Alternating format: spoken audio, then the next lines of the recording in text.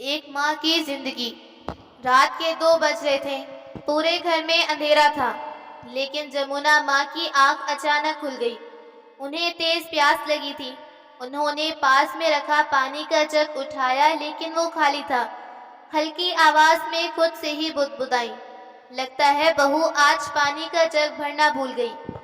धीरे धीरे चलते हुए उन्होंने जग उठाया और रसोई की ओर बढ़ गई। जैसे ही उन्होंने रसोई में कदम रखा, वहां का हाल देखकर उनका मन खराब हो गया। चारों ओर चीजें बिखरी थीं। जमीन पर सब्जी के टुकड़े थे।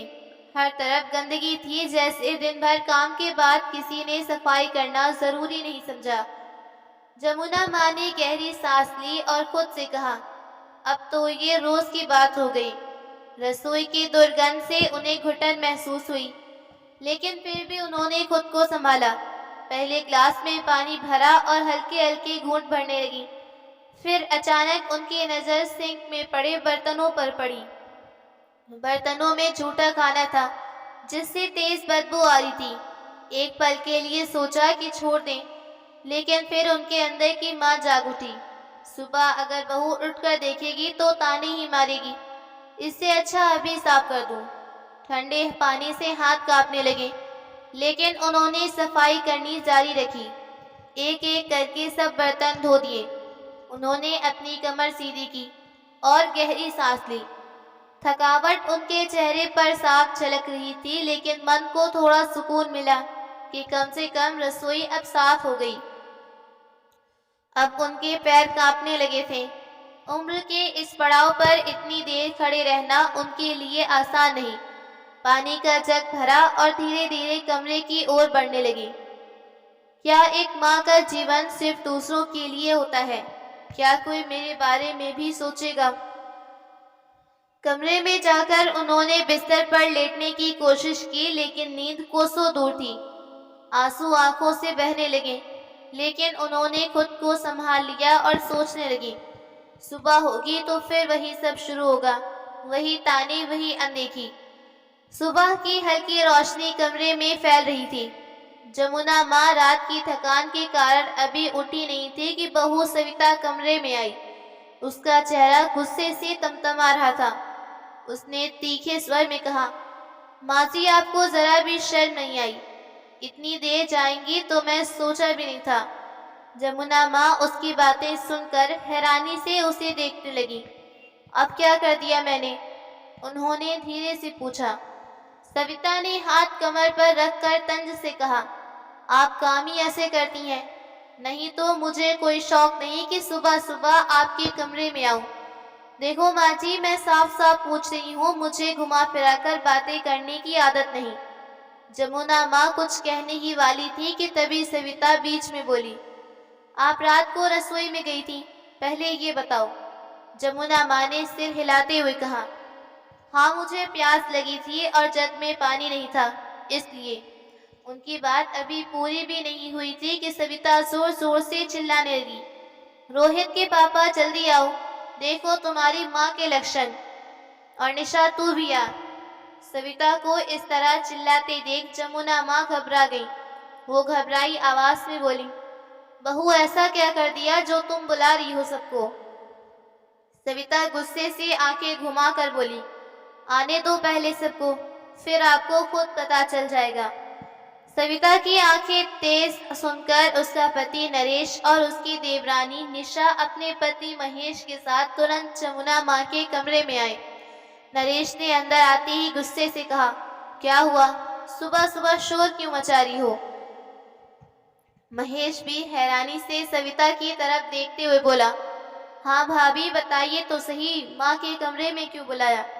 सविता हाथ कमर पर रखकर बोली, तुम लोग खुद देखो, मैं तो बस पूछना चाहती हूँ कि हमारी माँ जी आधी रात को चुपके से रसोई में क्या करने गई थी? जमुना माँ इन आरोपों को सुनकर अचंभित रह गई। मैं चुपके से नहीं गई थी बहू, मुझे प्यास लगी थी और जग में पानी नहीं था, इसलिए रसोई में लेने गई थी। सविता ने ताने मारते हुए कहा, अरे वाह, पानी लेने गई थी या फिर रसोई में ताक झांक करने? वैसे भी पानी भरकर रखना तो मेरा काम था, आपका नहीं। नरेश ने माथा पकड़ते हुए कहा, सविता, माँ सिर्फ पानी लेने गई थी, इसमें इतना हंगामा करने की क्या जरूरत। लेकिन सविता कहाँ मानने वाली थी। उसने और भी तीखा स्वर अपनाते हुए कहा, पानी लेने गई थी तो सिर्फ पानी पीकर आती, रसोई साफ क्यों करने लगी। ये सुनकर निशा भी अपनी जेठानी की हाँ में हाँ मिलाते हुए बोली, बिल्कुल भाभी, पता नहीं माँ जी रात में ही सफाई करने का शौक क्यों चढ़ा।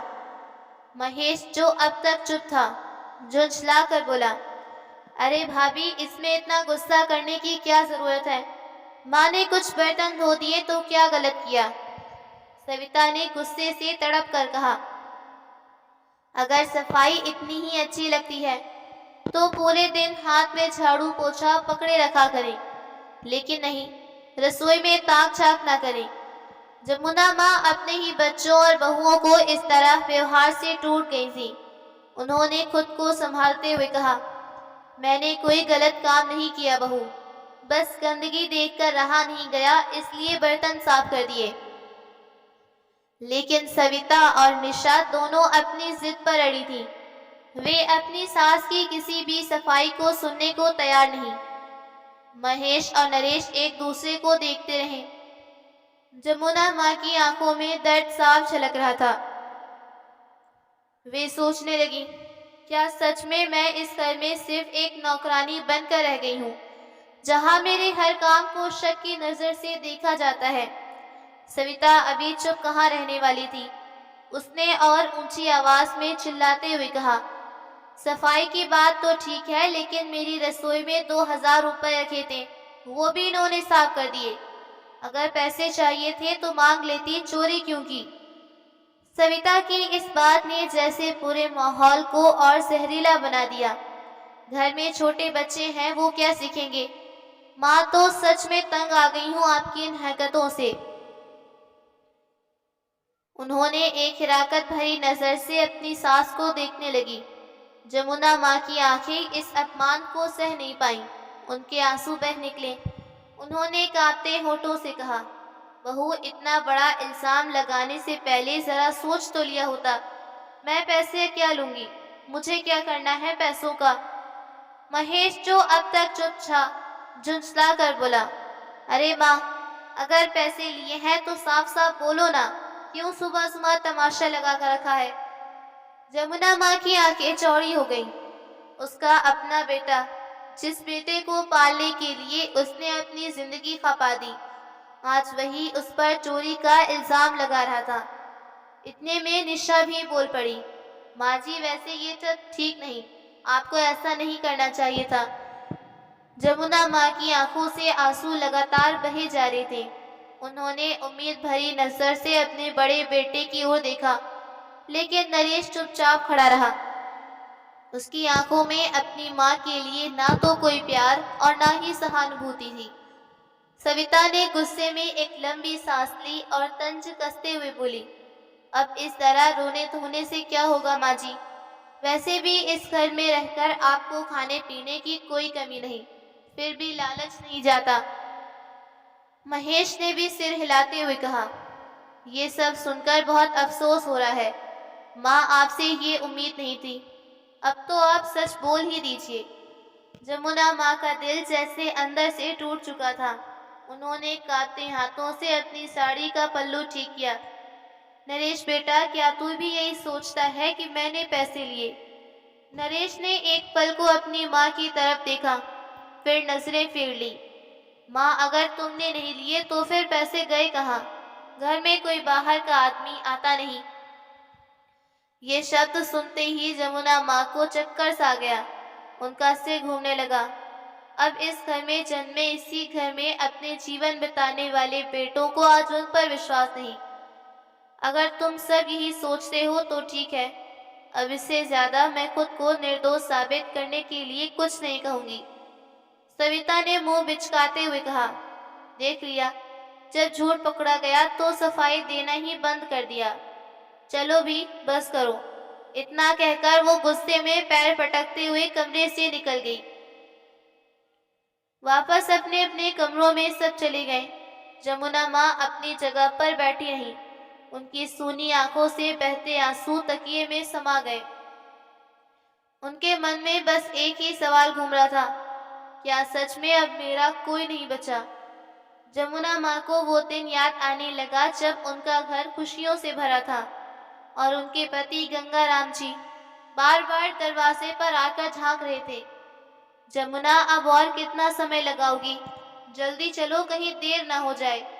गंगाराम जी हंसते हुए कहा। जमुना जी मुस्कुराई और अपनी साड़ी का पल्लू ठीक करते हुए बोली, आखिर बेटे की माँ हूँ तो अच्छे से तैयार होना तो बनता ही है। गंगाराम जी ने प्यार भरी नजरों से अपनी पत्नी को देखा और बोले, वैसे तुम आज उतनी ही सुंदर लगती हो जितनी हमारी शादी के समय लग रही थी। जमुना जी ने हल्का सा सिर झटकते हुए कहा, अजी रहने दीजिए, आपकी मस्ती फिर से शुरू हो गई।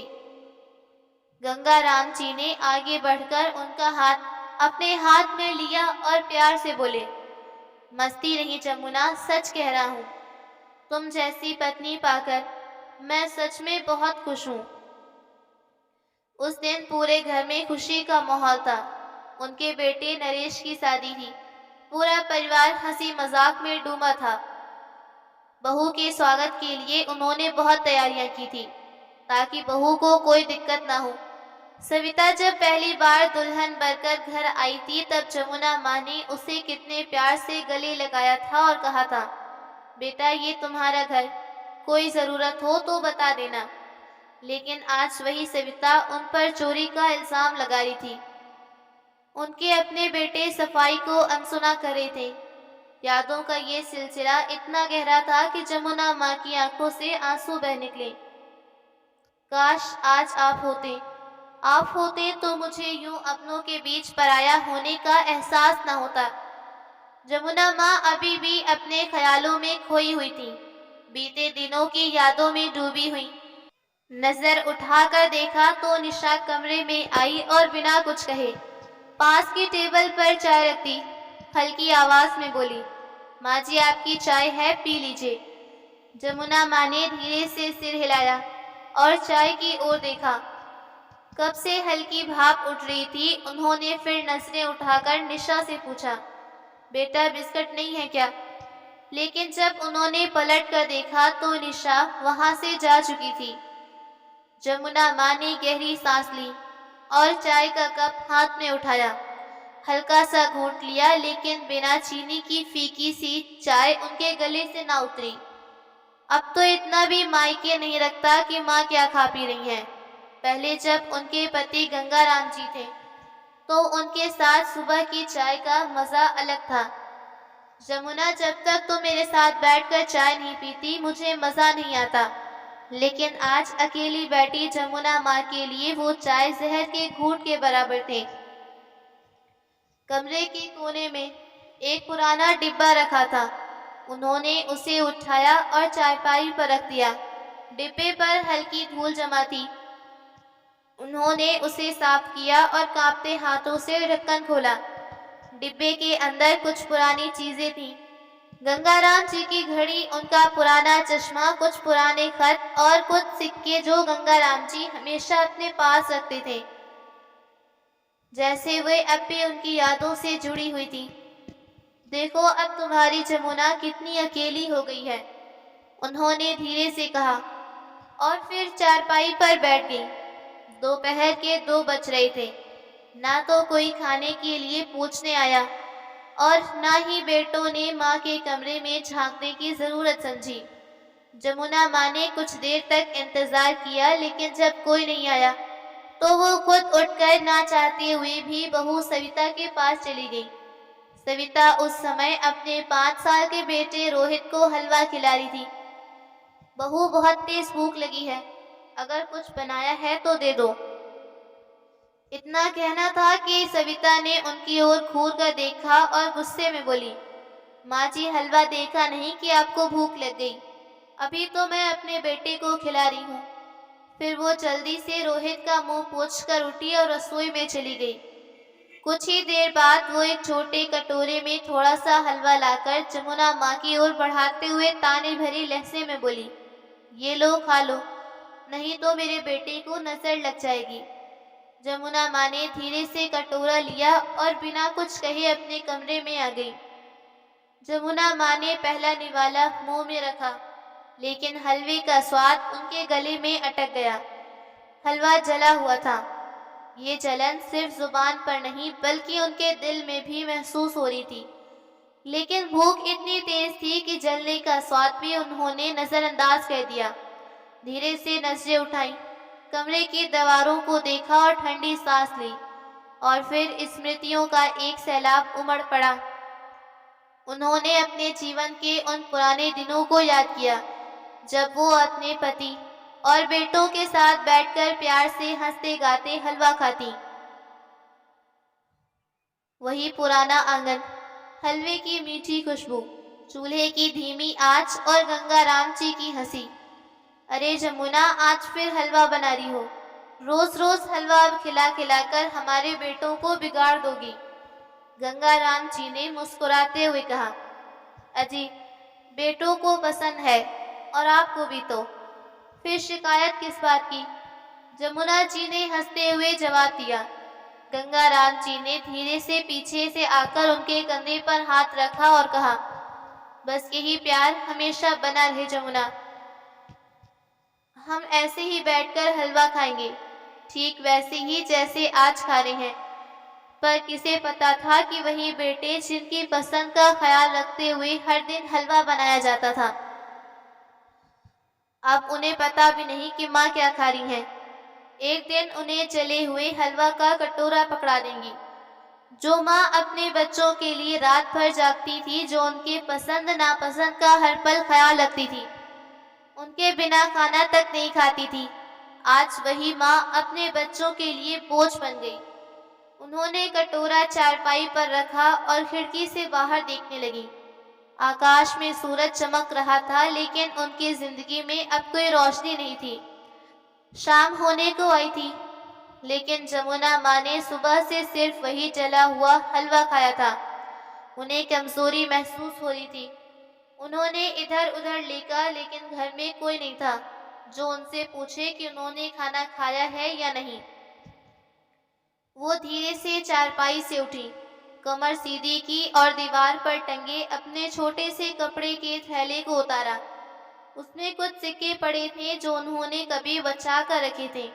अपने थैले को कसकर पकड़ते हुए घर से बाहर निकल गई। तभी बहू सविता की तेज आवाज आई, माँ जी, कहाँ जा रही हैं आप? जमुना जी ठिठक गई। उन्होंने धीरे से कहा, बस जरा बाहर तक जा रही थी बहू। सविता गुस्सा होते हुए बोली, क्या जरूरत है बाहर जाने की? कहीं मोहल्ले में बैठकर अपने दयनीय कहानी सुनाने तो नहीं जा रही? जमुना जी ने जब ये सुना तो दिल अंदर तक चीर गया। उन्होंने धीरे से कहा, नहीं बहू, बस थोड़ा टहल आऊंगी। सविता ने मुंह बनाते हुए कहा, ज्यादा दूर मत जाइएगा, घर के काम कौन करेगा? जमुना माँ कुछ नहीं बोली। उन्होंने अपने पल्लू से अपने आंसू साफ किए। भारी कदमों से वो दरवाजे से बाहर निकली। उनकी चाल में अब पहले जैसी तेजी नहीं थी, लेकिन मन में एक ही बात चल रही थी, क्या अब एक माँ को 2 रोटी भी मांगनी पड़ेगी? उन्होंने अपने थैले को कसकर पकड़ा और कदम बढ़ा दिए। वो अभी थोड़ी ही दूर पहुंची थी, तभी रास्ते में एक कचौड़ी वाला दिख गया। भूख तो बहुत तेज थी, इसलिए सोचा क्यों ना एक प्लेट कचौड़ी ही खा लूं। फिर कुछ सोच उससे पूछा, बेटा कितने की है? माँ जी 25 की प्लेट है। थैले में देखा, फिर खुद से बुदबुदाई।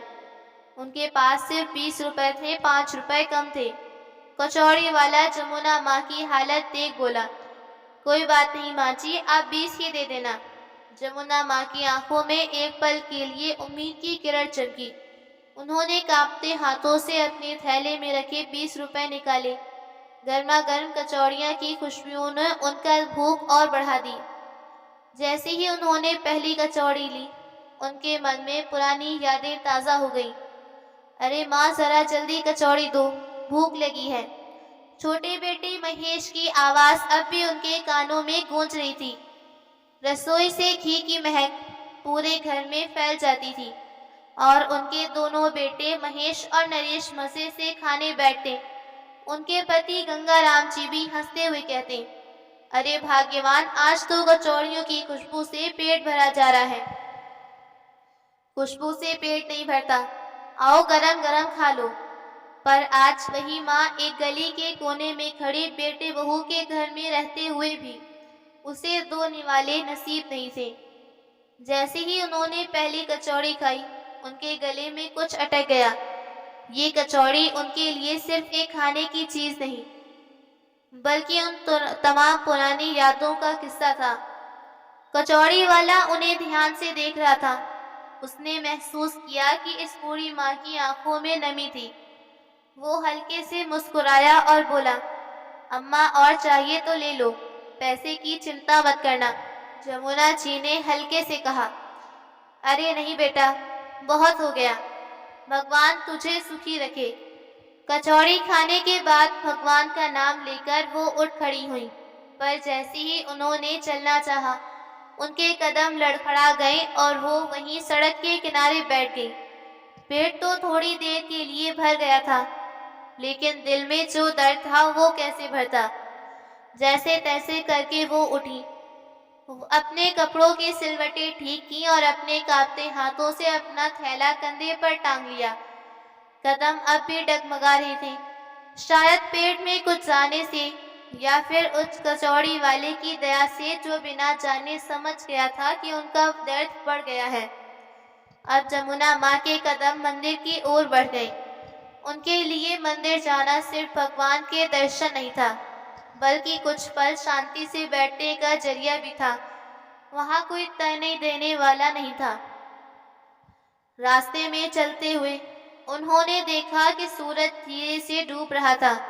आसमान में सुनहरी लालिमा थी, पर उनके जीवन का सूरज तो कब का ढल चुका था। मंदिर पहुंचकर उन्होंने धीमे कदमों से अंदर प्रवेश किया। वो एक कोने में बैठ गई और भगवान की मूर्ति को देखने लगी। आंखों में आंसू थे, मन में हजारों सवाल। हे भगवान, मैंने तो हमेशा सबका भला चाहा, फिर आज मैं ही अपने घर में पराई क्यों हो गई। उनके होठ बुदबुदाए, पर जवाब कौन देता। भगवान भी खामोश थे। कुछ देर बाद उन्होंने अपने थैले से एक छोटी सी माला निकाली और जाप करने लगी। जब भी वो परेशान होती थी, इस माला को पकड़ के बैठ जाती, पर आज वो सिर्फ जाप नहीं कर रही थी, बल्कि खुद को संभालने की कोशिश कर रही थी। जमुना जी माला फेरते हुए अपने ही धुन में थी कि तभी एक आवाज आई, माँ जी, आप यहाँ अकेली बैठी हैं। आखिर वो कौन था? क्या वो जमुना जी को जानता था? उन्होंने चौंक कर देखा। एक युवक उनके सामने खड़ा था। आंखों में अपनापन और चेहरे पर विनम्रता झलक रही थी। जमुना जी कुछ देर उसे देखी, फिर हल्की आवाज में बोली, बेटा, तुम मुझे जानते हो? युवक मुस्कुराया और पास बैठते हुए बोला, माँ जी, इस मोहल्ले में कौन नहीं जानता आपको। आप तो हर रोज मंदिर आती हैं, कभी किसी को आशीर्वाद देती हैं तो बच्चों को प्यार से दुलारती हैं। आज आपको इस हाल में देखा तो दिल नहीं माना। वैसे मेरा नाम अनूप है। जमुना जी की आंखें भर आईं। इतने वर्षों बाद किसी ने उनके हालात के बारे में पूछा था। वो बस सिर झुका कर रह गई। अनूप ने उनके हाथों पर नजर डाली जो थरथरा रहे थे। माँ जी, क्या आपने कुछ खाया? जमुना माँ ने तुरंत जवाब नहीं दिया, सिर्फ हल्की सी मुस्कान के साथ सिर हिलाया, जैसे कुछ छुपाने की कोशिश करी हो। लेकिन अनूप उनकी चुप्पी समझ गया। उसने झट से अपनी जेब में हाथ डाला और एक लड्डू निकालकर उनके हाथ में रखा। ये लीजिए, प्रसाद है, और भगवान का प्रसाद कभी ठुकराया नहीं चाहिए। जमुना माँ ने लड्डू को देखा, फिर उसे कांपते हाथों से उठाकर खाने लगी। मन को पहली बार कोई सुकून महसूस हो रहा था। अनूप ने देखा कि उनके आंसू रुक नहीं रहे थे। माँ जी, अगर आप चाहें तो मेरे साथ मेरे घर चल सकती हैं। मेरी माँ इस दुनिया में नहीं, और मेरी पत्नी रिया आपसे मिलकर बहुत खुश होगी। जमुना माँ ने उसकी आंखों में देखा। इतनी आत्मीयता, इतना अपनापन उन्होंने बरसों बाद देखा था। क्या उनके अपनों को उनकी ज़रूरत नहीं थी? मन में कई सवाल उमड़ रहे थे, लेकिन किसके पास थे उनके जवाब? जमुना माँ जानती थी कि अब इस उम्र में किसी पर बोझ बनना सही नहीं। बेटा, तेरी माँ बहुत भाग्यशाली थी जो तुझ जैसा बेटा मिला, लेकिन मैं अब किसी पर बोझ नहीं बनना चाहती। भगवान ने जब तक चलने लायक रखा है तब तक अपनी जिंदगी खुद जी लूंगी। उसने सोचा, कितना दर्द समेटे हुए हैं ये माँ, फिर भी किसी के आगे हाथ नहीं फैलाना चाहती। वो कुछ कहने ही वाला था कि जमुना जी अपना थैला उठाया और मंदिर के अंदर चली गई। उन्होंने भगवान के चरणों में माथा टेका और धीरे से बोली, हे भगवान, अब उम्र के इस पड़ाव पर इतनी शक्ति देना कि किसी के आगे हाथ ना फैलाना पड़े। पंडित जी ने ये सब देखा और आगे बढ़कर कहा, बहन जी, आप ठीक तो हैं? जमुना माँ ने अपनी साड़ी के पल्लू से आंसू पोंछते हुए कहा, हाँ, बस यूं ही कभी कभी मन भारी हो जाता है। पंडित जी ने प्रसाद दिया और बोले, बहन जी, रोज मंदिर आया करो, क्योंकि जब सारे रास्ते बंद होते हैं भगवान का सहारा हमें सुकून देता है। जमुना माँ ने प्रसाद लिया और मंदिर के एक कोने में बैठ गई। जब उनके पति गंगाराम उनको अपने साथ मंदिर लेकर आते थे और प्यार से बोलते, जमुना, जब कभी भी अकेलेपन लगे तो मंदिर आना। अभी वो ये सोच ही रही थी कि मंदिर में एक औरत आई, जिसने उनको देखा और पहचानते हुए बोली, अरे जमुना बहन, तुम यहाँ इस हालत में? जमुना माँ ने सिर उठाया और देखा, ये उनकी पुरानी पड़ोसन गीता थी, जो कई सालों बाद मिली थी। जमुना माँ ने गीता को देखा तो एक पल के लिए उनके चेहरे पर हल्की मुस्कान आई, लेकिन फिर उनकी आंखों में उदासी लौट आई। गीता जी ने नोट किया कि जमुना जी साड़ी मैली हुई थी, चेहरे पर थकान की लकीरें साफ दिख रही थी। अरे जमुना बहन, ये क्या हाल बना रखा है तुमने? क्या हुआ? घर पर सब ठीक तो है ना? जमुना जी ने एक गहरी सांस ली और सर झुका लिया। घर? अब वो घर कहाँ रहा गीता? अब तो बस एक छत भर है जहाँ रहने की इजाजत मिली हुई है। गीता जी ने उनकी बातें सुनकर चौंक गई। क्या कह रही हो? ये सब कैसे हुआ? जमुना जी गले में कुछ अटकने लगा। वो बहुत कुछ कहना चाहती थी, लेकिन शब्द नहीं निकल रहे थे। कुछ देर चुप रहने के बाद उन्होंने धीरे से कहा, अब क्या बताऊं गीता, जिन बेटों के लिए अपनी जिंदगी दी वही अब पराए हो गए। बहुएं ताना मारती हैं, बेटे चुप रहते हैं। अब तो अपने ही घर में पराई बन गई। गीता जी को विश्वास नहीं हुआ। अरे तुम्हारे तो दोनों बेटे कितने संस्कारी थे, तुम्हारी सेवा करते थे, फिर अचानक ये सब कैसे हुआ? जमुना जी की आंखों में आंसू बह निकले। अचानक तो कुछ भी नहीं बदलता गीता। इनके जाने के बाद धीरे धीरे बहुओं की बातें सुनने लगी।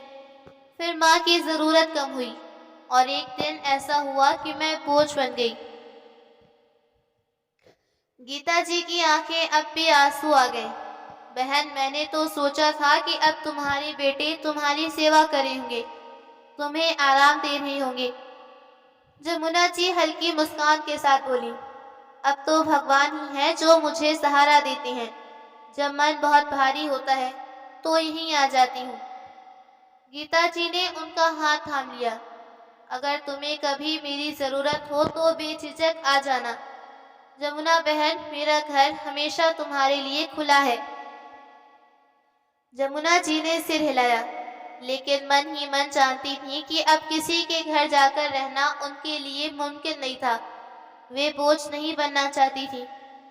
थोड़ी देर बाद गीता जी ने उन्हें जबरदस्ती थोड़े फल और कुछ रुपए दिए, लेकिन जमुना जी ने रुपए लेने से मना किया।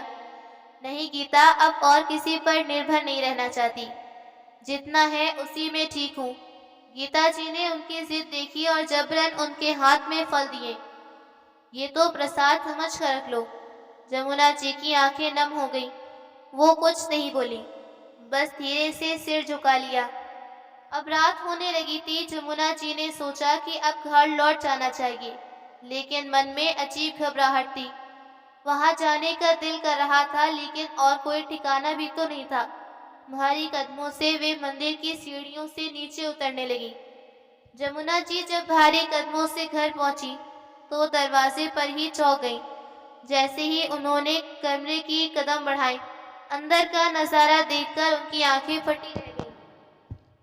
दोस्तों, कहानी अब एक बेहद संवेदनशील मोड़ पर आ गई है, जहां जमुना माँ की तकलीफें बढ़ती जा रही हैं। लेकिन सवाल ये है कि उनके बेटे नरेश और उनका साथ देंगे, या फिर उनकी पत्नियां उन्हें घर से निकालेंगी, या फिर कहानी में कोई ऐसा मोड़ आने वाला है जिसकी किसी ने कल्पना नहीं की थी। हो सकता है कि कोई ऐसा सच सामने आए जो सब कुछ बदल दे।